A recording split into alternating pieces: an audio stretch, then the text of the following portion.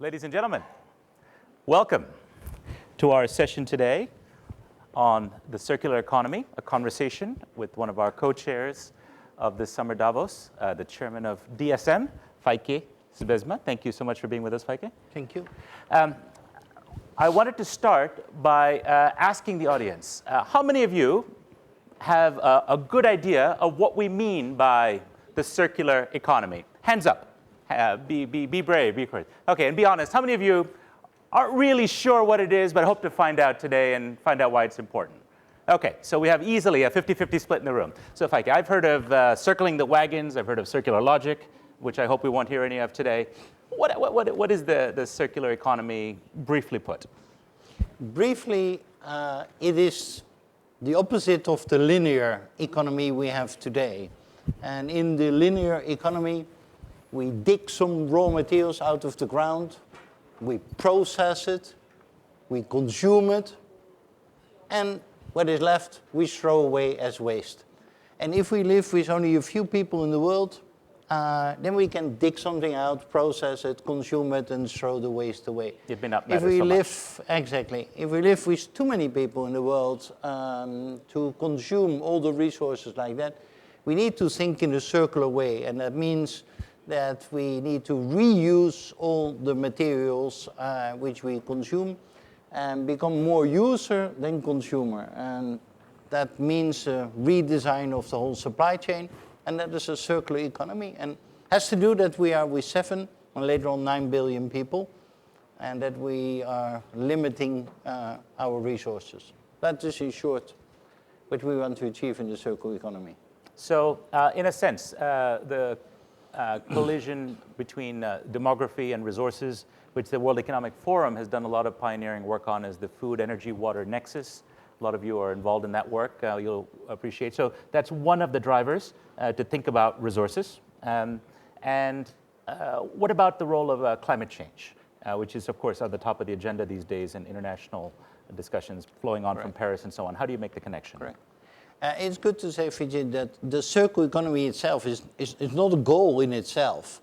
It is a way of thinking, it is an approach, it is a way of operating which is helpful for other goals. And which goals that we maybe have a shortage of raw materials. I come back on that because I challenge a little bit that there is any shortage of raw materials in the world. But imagine there's a shortage of raw materials, then you need to think about circular economy, but also climate change.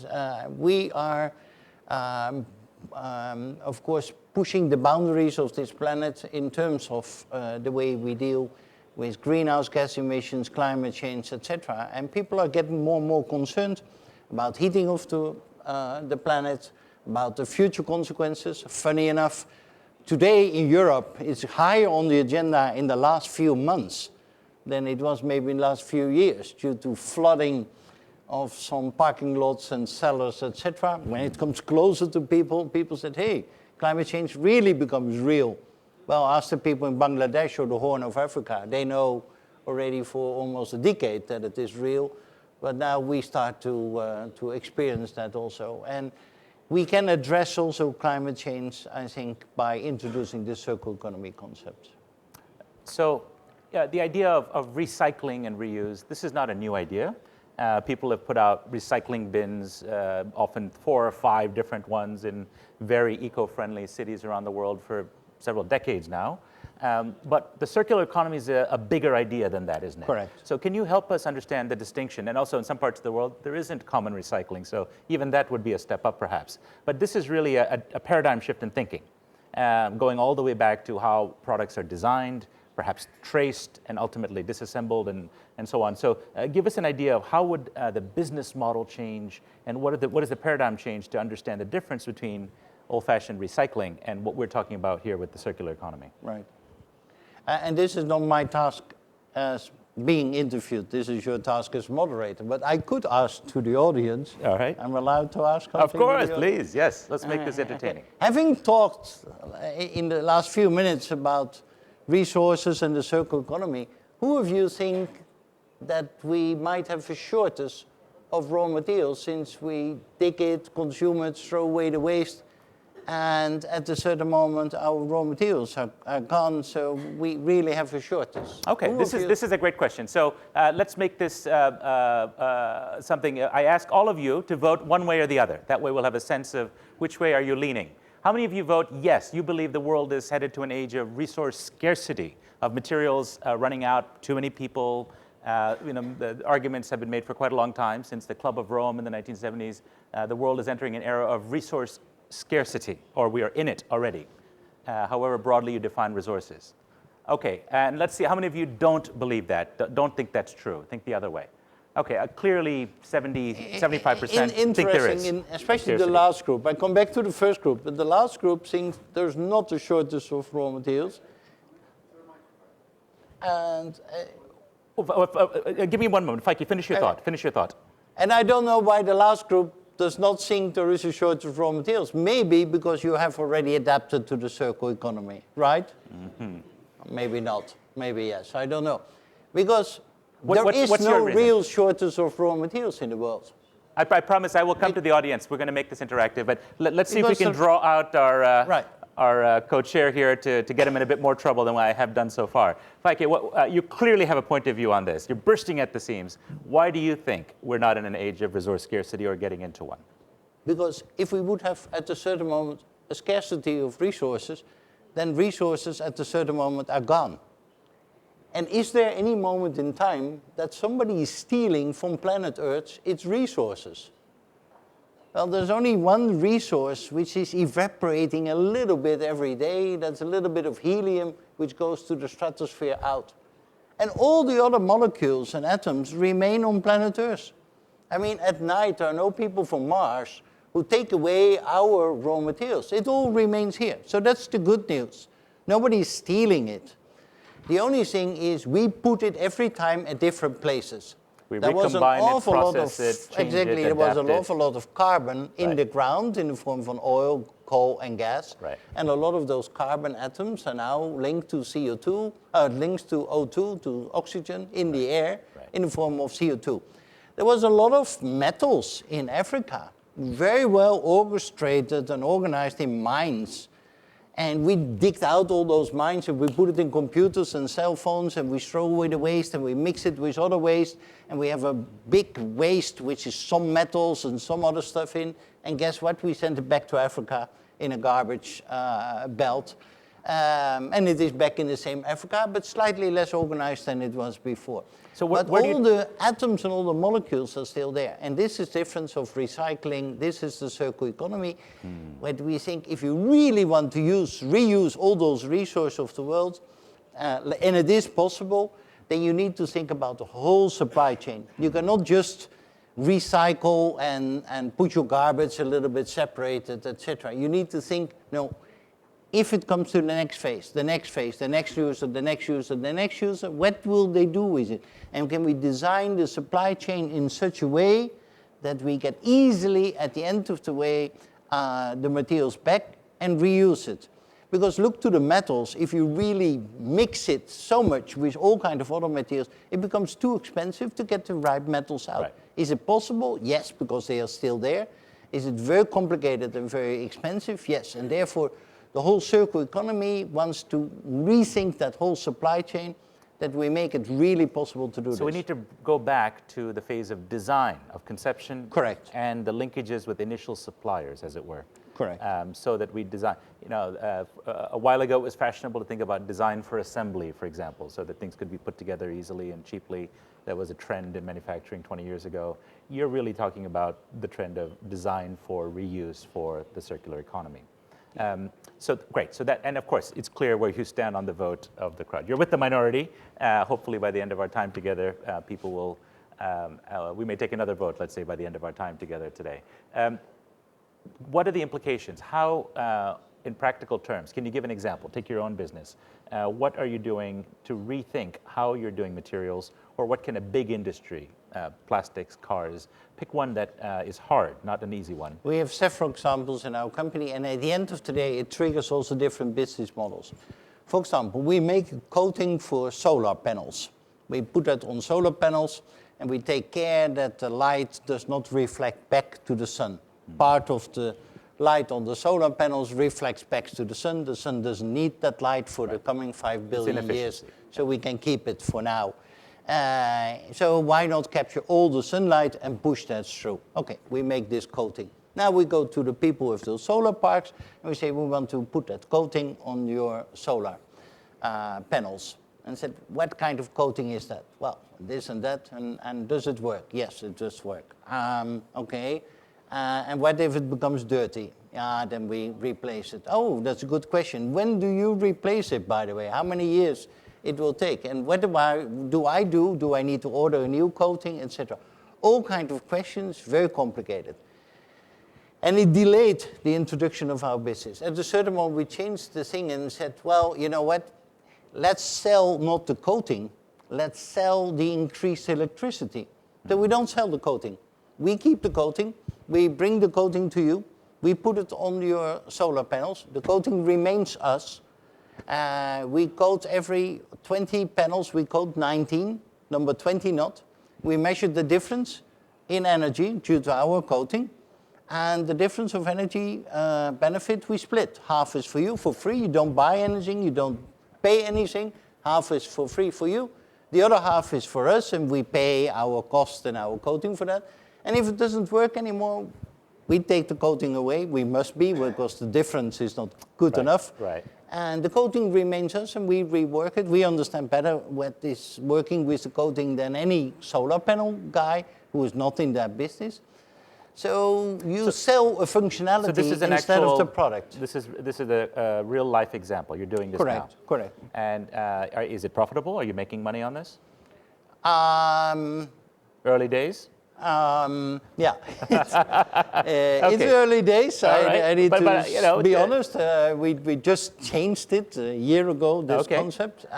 And I think this is better than the old concept, convincing the people. Sure. No, that's fine. Innovation is all about experimentation. So, one of the other interesting things about this is you went from being a vendor of a product to, in effect, you're a service provider in a sense, right? Or you can say you're an active participant with your client. I call it slightly different. I say we sell the functionality instead of selling the product. Right. And there are other companies doing that also. Philips, the lighting company, is selling in Brazil, in a couple of cities, light instead of lamps. Right. Normally they send lamp bulbs, and now they said the lamps remain us, and we enlighten the streets, and we make an agreement with the city how much light you want and at what hours a day, and we provide light instead of selling lamps. And this is the whole circular economy. The product remains us, and we sell the functionality, and you switch a little bit from being a consumer to being a user. This, of course, this taps into something very powerful, not just people who want to be green or who are particularly concerned about climate, but what should be everybody in business who are concerned about efficiency. At the end of the day, if you waste is really a sign of an inefficient process. And if we look at it from a cold-hearted perspective, every business person should be thinking about reducing waste for that reason alone. And those who have argued about resource efficiency, for example, the great resource thinker Amory Lovins of the Rocky Mountain Institute, he has long argued that the electricity industry and the way it's regulated and run gets it wrong by selling more electrons or electricity. What people want, he says, is cold beer and hot showers. Ordinary people don't care about how much electricity you get. They want the functionality of it. Correct. And if we can change our thinking in that direction, it might enable business models like the one you're trying, early days, that might deliver the functionality. And in an entirely different context, a company like GE has, for a very long time, rather than just selling jet engines, sold the amount of airtime you get from the jet engines, which is what airlines want. They want planes that stay up in the air with the engine working. And that's a service model, it's been called in business school case studies. So this is an interesting shift in thinking. Can you think about a tough case, a tough nut like plastics? Could it work? Because, of course, the problem of the plastic waste stream is well known to everybody, landfills, oceans, and so on. This is a tough nut. Could this circular economy thinking, some of the new business models, could be extended to the harder cases, not just the easy ones? Yes. All kinds of plastic-like materials are being used also in carpets. And one of my colleagues is sitting in the back end, I see, responsible for the business even. And we now change the composition of carpets in such a way that we can make them 100% recyclable. So it's also a supply chain, it's also a product change, and this is a live example which we're introducing today. So I think Is it's it for possible. commercial clients, B2B? It is becoming, for commercial clients, but maybe at the end of the day, we will experiment here and there also with B2C activities ourselves. But if our customers who bring the carpet at the end of the day to the consumers can do that, then I'm happy that is possible. I want to get to the consumer piece of this. Typically, with working on B2B, some of these things are easier to accomplish. When it comes to carpets, to take that specific example, or buildings that are the LEED standard. Many of you will know about the energy efficiency standard called LEED. If you get a LEED Platinum building, there are many more office buildings that are LEED Platinum than there are residential buildings.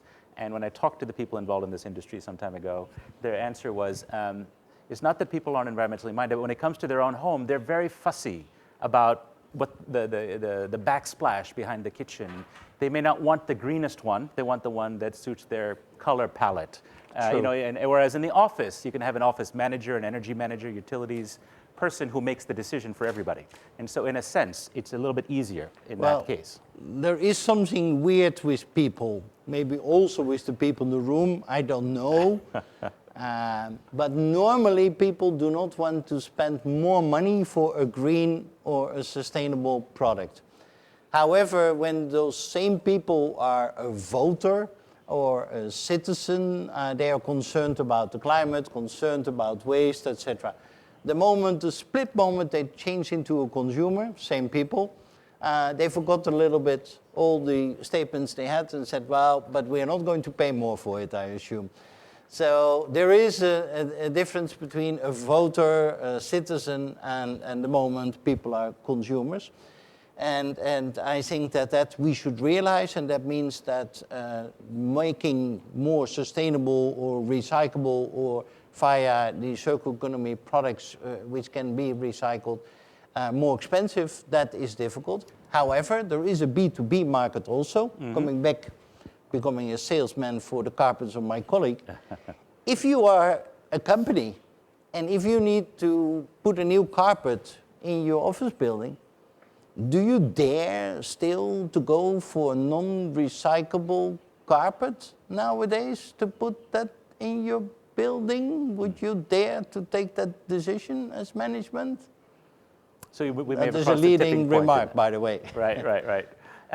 I have more faith in the weird, ordinary people of Feike. I'd like to make a case for them. I think the ordinary consumer, the vast majority, will choose green options or the circular options if business tries harder. That is, if more innovative choices are on offer, better business models, the better choice in colors. And in other words, if you give people the level, not just you, but I mean industry, scientists, technologists, people who care about this, with a nudge perhaps from regulation or some sort of carbon pricing, et cetera, the externalities factors taken in. If you can present palatable options, I think people will make the greener choice. I totally agree. And therefore, you see that the sharing economy is really going to grow. People share cars, people share houses, people share everything. They don't need to own things. I mean, if I look to my kids, they don't have a desire. My oldest is 19. He has since a year his driving license. He does not have the desire to own a car. And I'm totally amazed. When I was 18, I had not the money, but strongly the desire to own a car. Yeah. Even stronger, a few weeks ago, I offered him to use the car of my wife to go to his city where he is studying, and the next day he would come back. And I said, well, you can use the car of my wife if my wife agrees. And he said, no, I don't need that. I said, I take the train. I said, why? Because of sustainability? I said, now there's another element also. I don't want to waste 3 hours of my life driving 1.5 hour back and 1.5 hour. I said, but in the train you also have 3 hours. He said, no. In the train I stay connected to the rest of the world. In the car I cannot be on my mobile. So and I don't want to sacrifice 3 hours of my life to be disconnected. So This is a different mentality of a younger generation Right. who is more in this sharing economy, I think, and who will live differently than maybe most people in the audience are used to grow up. I want to ask for 1 or 2 questions from the floor. So please get together a very good question, not a long-winded speech, please, but a question for Feike. But on the sharing economy piece, we'll have microphones coming around in a moment. Since we're talking about innovation, clearly sharing economy is a large global trend, including here in China, where it's taken off in a big way. There have been some sessions at Summer Davos about this. Another aspect of innovation people also talked about here at this Summer Davos is blockchain and the potential for some of the interesting innovations that are happening. Do you see any connection? There are people thinking about the supply chain or sourcing accountability in blockchain. Could it possibly play a role in thinking about the circular economy? What are your thoughts on this? Is this a fool's errand? Is it too fantastical? I'm not an expert in blockchain, but I discussed it a lot in the last few days. And a blockchain technology used for the Bitcoins, which is your own technology platform and your own platform of people like the internet, not owned by anybody, to register it and to make clear how things can be traded, how things can be owned, common by us, and that's basically what the blockchain technology is. I think that could be a very helpful tool in this direction. Like the internet is also owned by all of us. And people feel okay with that. Not a third party involved, not a third party controlling that, not a bank who's controlling that. And some people want to have a bank because then they can claim if something goes wrong. Yeah. Some people don't want to have a bank in that because it's just us, like the internet, etc. So will those kind of technologies be more developed and more used in this sharing economy? Yes. I mean, look to R&B, look to the sharing of taxis, of houses, etc. Yeah. By people amongst themselves, nobody involved. I mean, this will be a new direction. Great. Let's see a couple of hands. I see a quick hand here. Let's get a microphone to this gentleman. Then I'll come back to this side. Again, please introduce yourself and a short question. Sure. I'm Ben Weber from Humanize. I have a question actually around how entrepreneurs or people with growing companies can actually apply some of these lessons, specifically around the supply chain, right? Where we don't, like, frankly, my company, like, we make wearable devices. It's difficult for us to allocate the resources to plan a lot of these things, and we don't have the ability to push a lot of our suppliers to do these things. Do you have thoughts on how someone like that could approach this? It is very wise and good to make an analysis in any business you are, especially if you are making something, making hard stuff. Where is the materials coming from which you use to make your product, and what are the next step, and where does it end up? And maybe it costs some effort to make that analysis, I understand that, but still, I would make that analysis, and if you have maybe more money or bigger, you can make the analysis more in depth than not. But to make that analysis in a certain way is good, and then to do 2 things.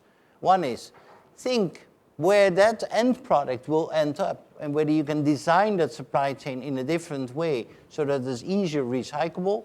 Secondly, let yourself being triggered whether the business model you have today is the best business model. We have seen a few times that being triggered by that analysis of the supply chain, we thought, maybe we can enter another business, sell the functionality of our product instead of the product.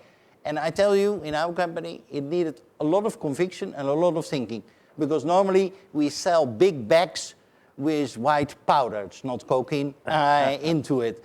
And that is what we use to Ingredients. sell. Ingredients. Right. And it needs a different thinking. Yeah. Do you think a startup can be held to a same standard as you, as a big global company, on this count? The startups are a part of that whole supply chain, and they can also, another tip, thinking loudly, you can also look to other people in your whole supply chain who are bigger and say, hey guys, you have a responsibility, we're just small. You need to help us to do that analysis of our supply chain, which you are part of it also. We also, but we are smaller, so you pay more of it. I mean, why not? If I would be small, I would try that to a company like us.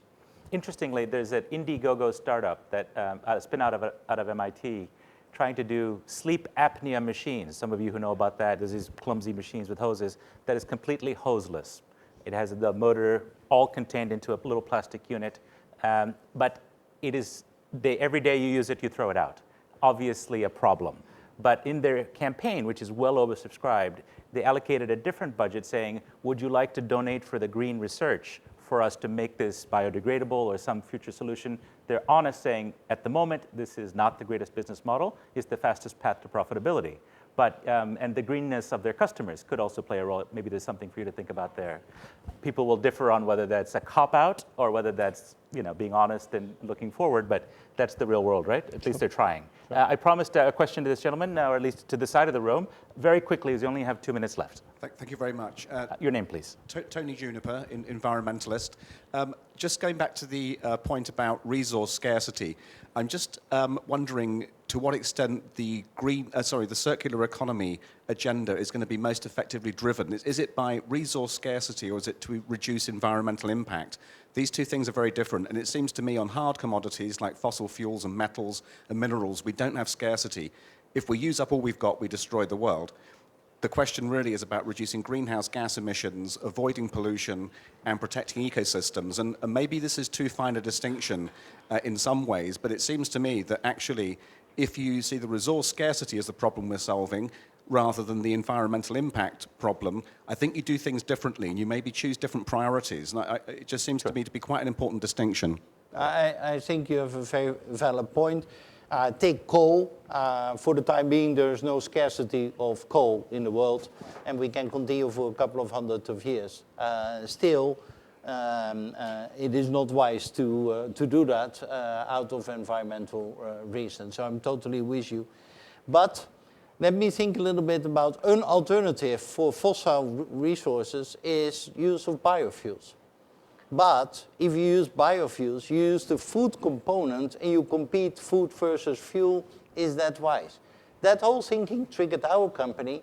It's the only thing in bio we can use the food component as an alternative for fossils. No, there's a lot of waste also. Can we use the waste of the plant, which is being burned and thrown away, as a raw material? No, that's not possible because that's cellulose rich. It's very difficult to convert.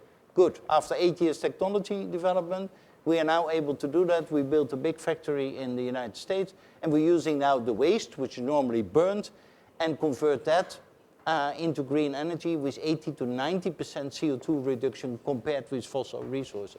So this whole thinking could be used in different ways also, but I buy with you that only thinking about a constraint of resources, there are two different elements, and I think you made a fair point there. Great. I'm afraid we're out of time. In closing, let me just make one small observation using the moderator's prerogative on the resources question. There is really, if we're going to head down this path of the circular economy, and Feike has laid out a bold vision for us, a roadmap for us to think about, challenge our own business models, think about the future in a new way, as well as debunking some sacred cows, which you did. Thank you for that. We have to tap into that one natural resource that we still have in infinite quantity, and that's human ingenuity. Correct. Thank you very much. Please give a round of applause to our co-chairman, Feike. Thank you all. Thank you.